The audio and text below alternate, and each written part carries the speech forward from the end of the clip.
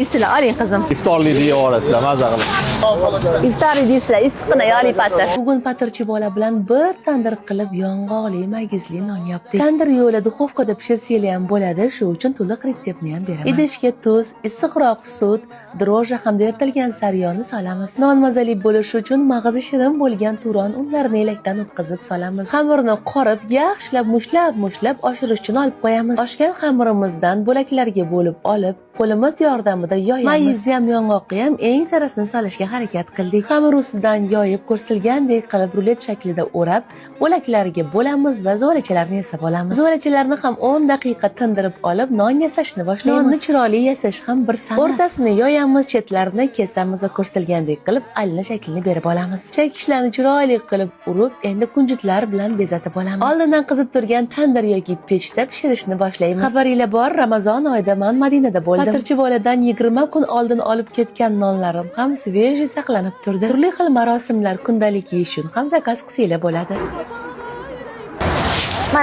Salomat bo'ling. Iftorlikni patirchi bolani duo qilib yeylar.